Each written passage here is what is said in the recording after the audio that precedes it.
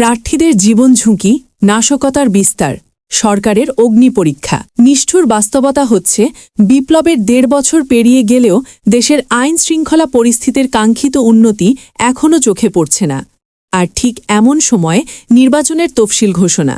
কিন্তু তফসিলের সঙ্গে সঙ্গে যে স্বস্তির কথা ছিল, বাস্তবে তার রূপ নিচ্ছে আতঙ্কে।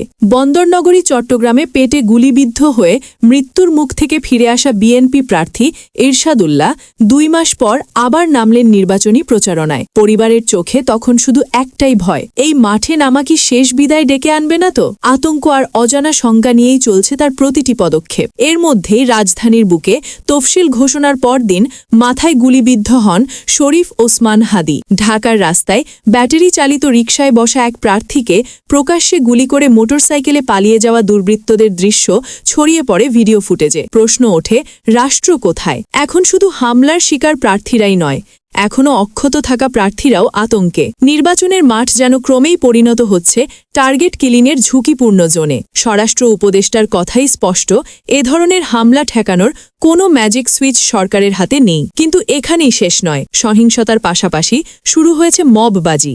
ঘটনার পরপরই কাউকে দোষী বানিয়ে পিটুনি, অপদস্থ করার চেষ্টা। এতে প্রকৃত অপরাধীরা আড়ালে থেকে যাচ্ছে, লাভবান হচ্ছে নাশকতাকারীরা। হারানো অস্ত্র উদ্ধার হয়নি, নিয়মিত উস্কানি চলছে। নির্বাচন অফিসে আগুন দেওয়া হচ্ছে। লক্ষ্মীপুর জেলা নির্বাচন কার্যালয়ে আগুন। নির্বাচনের আগে এর চেয়ে বড় অশনি সংকেত আর কি হতে পারে? তবুও নির্বাচন পেছানোর কোনো সুযোগ নেই। নির্বাচন হবেই, কারণ নির্বাচনই একমাত্র পথ যার মাধ্যমে গণতান্ত্রিক রূপান্তর সম্ভব, স্বাভাবিক হবে ব্যবসা বাণিজ্য, ফিরবে বিনিয়োগের আস্থা। এই মুহূর্তে সরকার একটি অগ্নি পরীক্ষার সামনে। হেদায়েত নয়, আশ্বাস নয়, এখন দরকার দৃশ্যমান অ্যাকশন। পরিস্থিতির ওপর শক্ত নিয়ন্ত্রণ, নাশকতার শিকড় উপড়ে ফেলার সাঁড়াশি অভিযান। প্রধান উপদেষ্টা অধ্যাপক মোহাম্মদ ইউনূসের কণ্ঠে বার্তা স্পষ্ট, নির্বাচন বাধাগ্রস্ত করার কোনো সহিংসতা বরদাস্ত করা হবে না। প্রশ্ন একটাই, এই বার্তা কি বাস্তবে রূপ নেবে? নির্বাচনের পথে দেশ জিতবে, নাকি নাশকতার কাছে হার